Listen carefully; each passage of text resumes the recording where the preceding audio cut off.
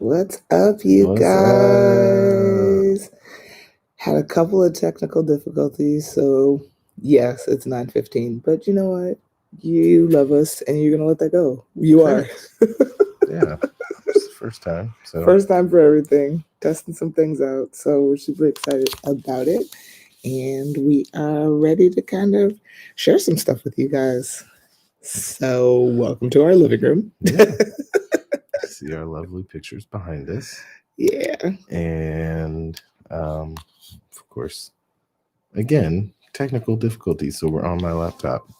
So, it's a little wonky. It's a little um, less than what we had originally planned. So, but again, like we've said, that's the whole point of DIY. Um, adjust where you need to, and then go with the flow. Um, but yeah, so we're calling this our story, right? Mm-hmm.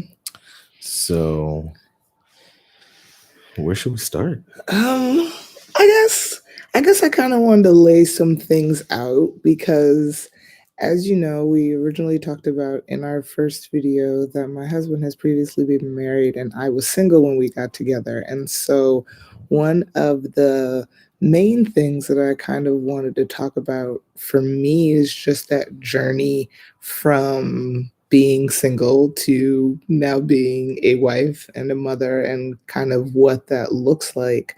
Um, so when we first got together, it was really at a point in my life where I had had a lot of situationships. All my single ladies know what I'm talking about. And I had finally gotten to a place where I was actually very secure in my singlehood. And I know that that sounds kind of funny, but for me, I just knew that I wasn't looking for anyone who wasn't going to be absolutely for me, be 100% invested in what we were doing together as a couple. And so for me, I really wasn't interested in it's not like I wasn't interested in anybody, but I no longer wanted what I had because everything that I had previously had or that I thought I had obviously wasn't it. You and me.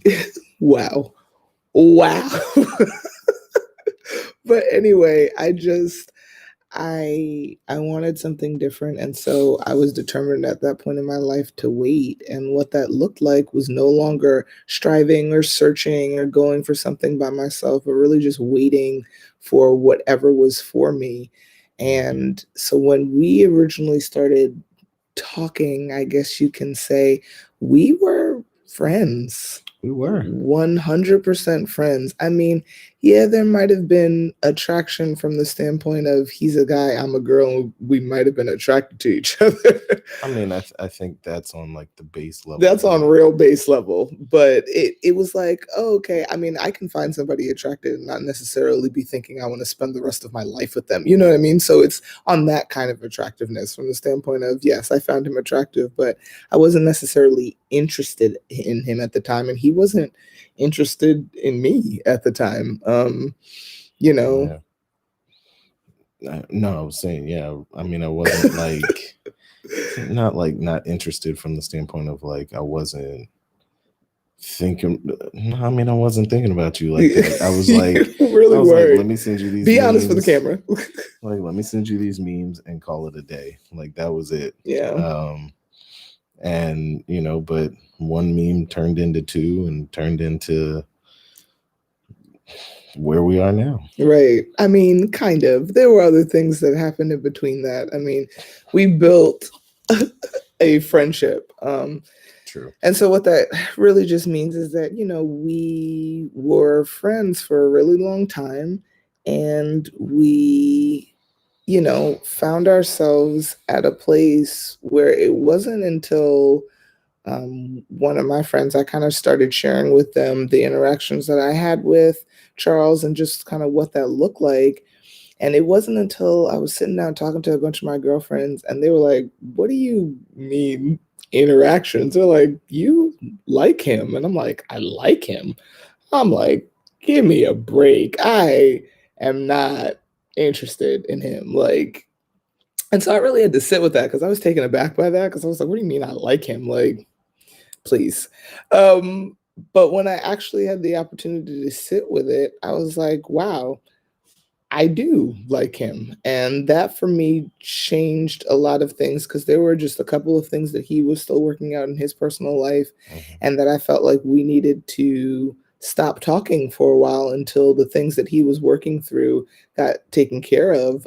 Because it wasn't until that moment where I found out that I actually did like him that it all of a sudden switched gears for me. So I found that with him, this is another thing for all my single ladies out there, because I was so, I guess, at a place of not no longer searching or striving for anybody, I treated him very much like a friend, very much like just somebody that I kind of wanted to get to know, and I wasn't particularly interested in a romantic way. I just wanted a friend because I Mhm. feel like at that point in my life that's really what I needed.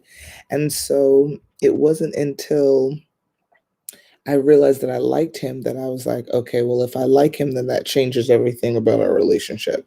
And Right. so for me, because I realized that through some of my good friends at the time, for me, that meant I needed to switch gears and I needed to do something different. So I straight cold turkeyed him and I was like, look, we got to stop talking until you're able to get the things done that you need to get done, because we need to be going into this relationship in without anything holding us from being 100% who we want to be. Mhm. And so We affectionately call that time the pause. the pause, because I told him we were She's going to like, press she's like, we're pause. pushing pause on the CD. Yes, pushing pause on the CD.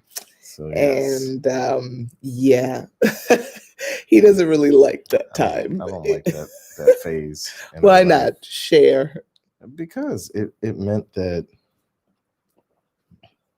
I didn't get to talk to you every day. That was the biggest thing. Um, and then and then it meant that I also had to take some time and figure my stuff out, figure myself out, and figure out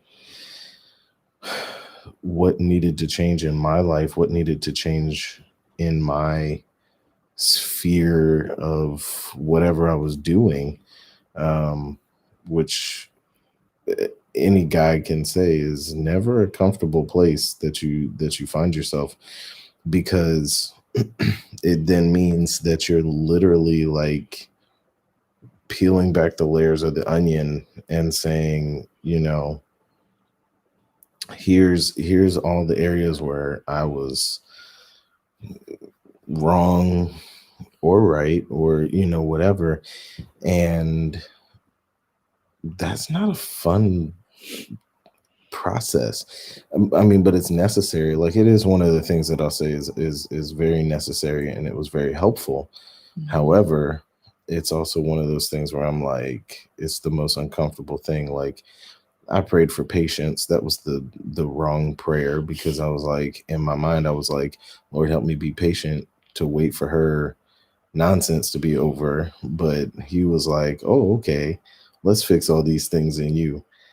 And so, I mean, it's the pause was one of those eras. And I say era, it really only lasted like 3 4 months, maybe not even four. I don't It even was think it like it was was that like long. three. It It was was like like three maybe months. maybe 3 months Um, of cold turkey not talking. I mean, it right. was more like, "Hey, how you doing? Great." It wasn't even that. It wasn't even a I hey, know how I you doing? dodged him because I knew he wanted to talk to me, and I was Like like, "No, we can't talk." we would see each other, and she would beeline for another door, and I'd be like, well, dang, like, am I that bad? Like, um, but I mean, while it only lasted maybe 3 months, it was a very eye-opening time, because like I said, it was me sitting with me and figuring out me, Mhm. which until you really have to do that, like, you don't know what that looks like. You don't know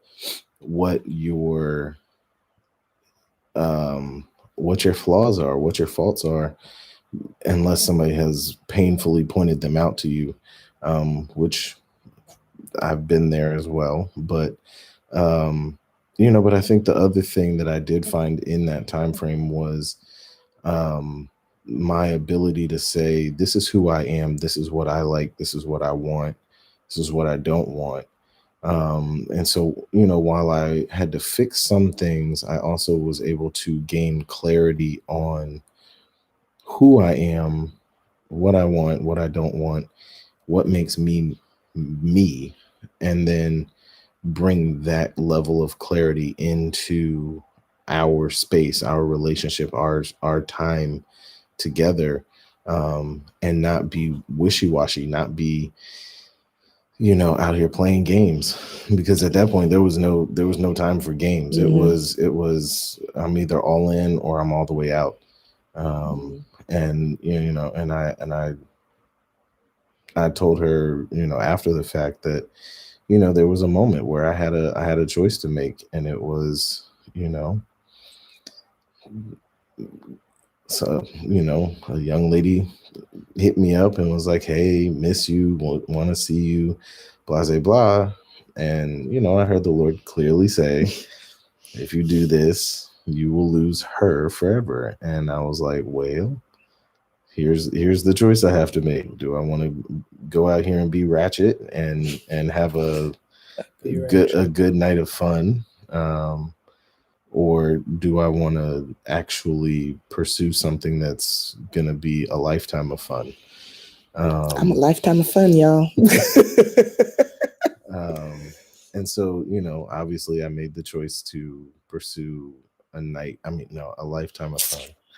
Um, but I mean, it was again, it was, when you are in a place where you have found the one.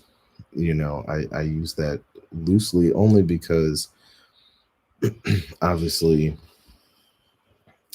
you can find more than one. It's rare, but you can. But I do believe that there is like one person for everything that God has designed or called you to be, or brought you into. There's really one person for that.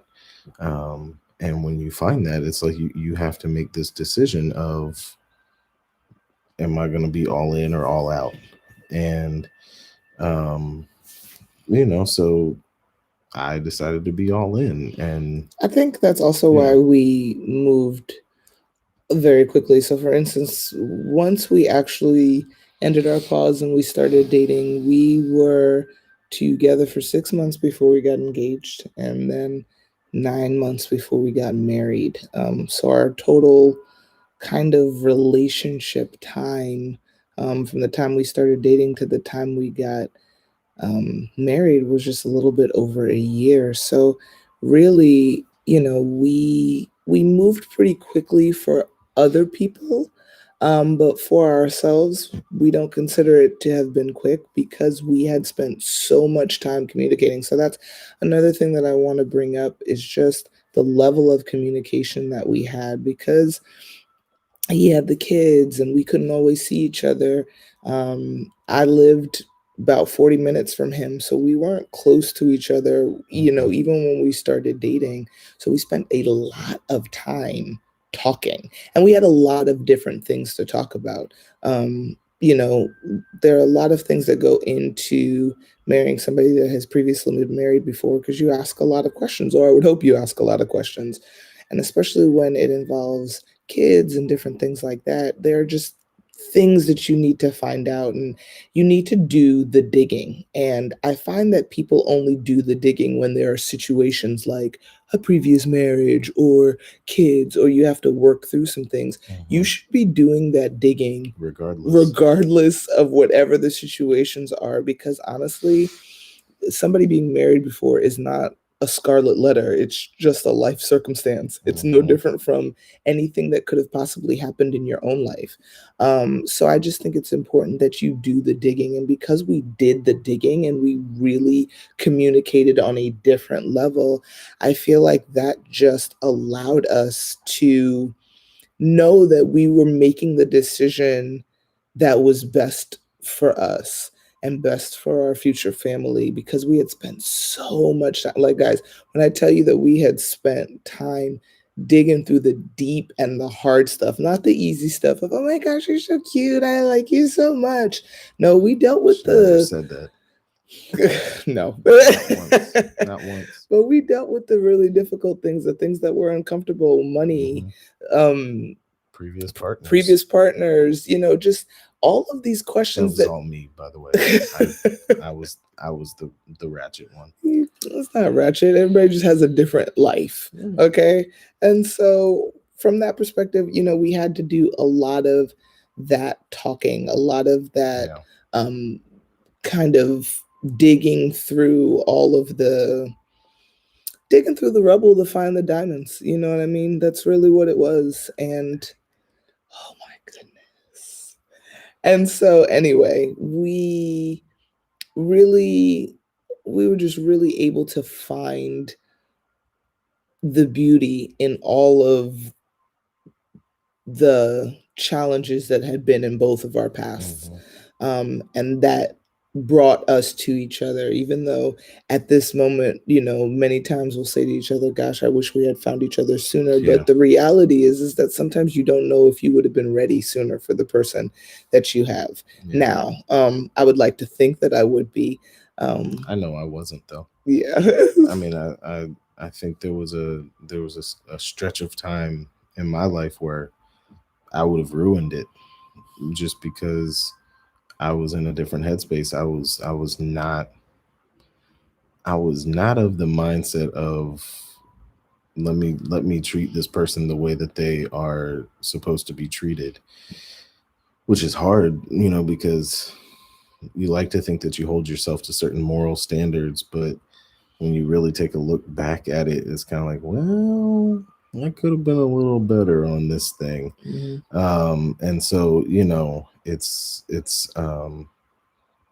it's a little different.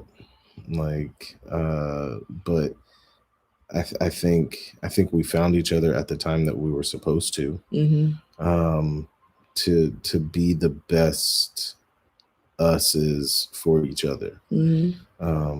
and to create something that is, um, I mean, definitely long lasting but real, something that's um, not just something that's like, oh, she's been waiting 30 something years.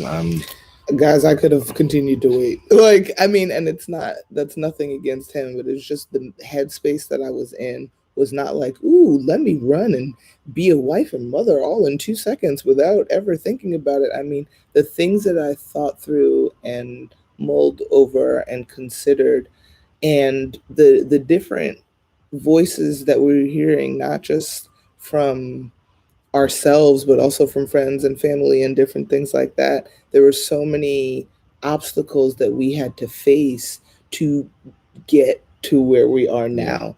And I Mhm. feel like that's another big thing, another takeaway from our relationship, that, don't be reckless, but know what you heard. And Yeah. if you know what you've heard, then nothing anyone can say to you can change your mind or change your opinion. Mhm. So be absolutely sure in every decision that you're making, because there are always going to be people in your life that are going to not see your vision, or Or not, have a different or opinion. have a different opinion. And it can be very hurtful, it can be very damaging to your relationship with that person. But you always have to know what What you heard. what you heard. And when you know what you heard, and you know that every step along the way has been confirmed, then honestly, there's really no backing down No. from the plan that's laid out in front of you. So And I will say, and we can probably end with this for this segment of yeah. of our story. We'll probably do more parts to this, but I think one of the big things for us going along with knowing what we heard was being certain in what we heard with each other, having the same story, having Mhm. the same answer for every Mhm. question between us, so Mhm. that when we did encounter those people that were like, well, have you thought about this, or did you know about this, or do you what do you feel about this, like we knew without a shadow of a doubt that what we were embarking on was what God had designed for us. And when any person came and asked questions, some people asked out of genuine concern and, making sure that we weren't just fools rushing in. Mhm. And then there was others that were naysayers. Mhm. And, but we knew what we were doing was what God was designing for us. And we had come to an agreement on, okay, well, this is our stance on this. This is our stance on this. And that was probably the biggest thing that really got us through some of those rough months, Yeah. because we already knew, and we were just giving other people the opportunity to Get on board. get on board and be a part of it. And Mm. some did, some didn't. Some we're still working on, and that's life. Mm. But we also know that the people that rock with us, and we rock with them. And the people that don't, they Sorry for you. if they don't know who they are, they probably do now. But um and and for us, it's no hard feelings, it's no Mhm. love lost. It's Mm-mm. just, if you're not here for us, we're not gonna expend extra energy to try and force you to stick around. And we say that too because of our backgrounds, because of the things that we've gone through, we know that the best way for us to succeed as a married couple, even though we're a young married couple, the best way for us to succeed as a married couple is to always be for each other. Um, and so, in order for us to be for each other, I need to focus on my husband, I need to focus on my children, and minding my business. And that's all I need to focus on. Minding our business in 2020. Pretty much, because it just, when you try to involve yourself in too many different places and you're no longer on a unified front, that's kind of where you get into a lot of issues. So Mhm. I mean, we'll definitely do more parts to this because Oh there are yeah, definitely more layers to there's so that. much that But we we just wanted to tell you the big things that I kind of took away from our time together was one, tons of communication, yeah. one, being on the same page for all of the things that you talk about, and Mhm. then diving into the deep questions. Yep. If you guys are in a relationship and you haven't talked about the deep things, you haven't talked about the things that get on your nerves, Like, you haven't, honestly, nothing should be off limits. nothing is off limits. Absolutely nothing is off limits. And if something is off limits, then you're already starting at a deficit. Yeah, you're already in the wrong. So make sure that you spend that time getting to, not only before you get into a relationship, understanding yourself and working through those issues that you may have yourself. Because believe me, I had issues during that pause as well. I needed to really decide what I wanted my life to look like and if I wanted my life to be jump started so quickly. So those were all really decisions that we took during that time apart for us to figure out that Mhm. apart is not where we wanted to be. And Yeah. so we just wanted you guys to get to know us a little bit better. I mean, I know we're doing all these fun DIY projects and we'll continue to do that, but we just kind of, on our Instagram, a lot of times we use this hashtag home reno, life reno. Mhm. And telling our stories a little bit about explaining what home reno, life reno looks like, because our page is definitely going to be about DIY things that you can do in your home and different projects, but it's also going to be about understanding what life looks like. And sometimes you do Mhm. need to reno your life, whether that means jumpstart it, fix it, eliminate some things from it, whatever that Declutter it. looks like, right? Declutter it, whatever that looks like for you. So yeah, we're doing home reno, but we're doing life reno too, because Yeah. if you're not continually working on something, it will die. And That's real. so that's why we say home reno, life reno. That's kind of our motto for this channel and for our time here. And we're just really thankful to be here with you guys. And we're so excited about this journey that we're on. And we're going to continue trekking. But for now, we're going to say goodnight. Good night, everybody. Thanks for hanging. Thanks for And hanging. we will see you next time. There you go. Bye, guys. Bye.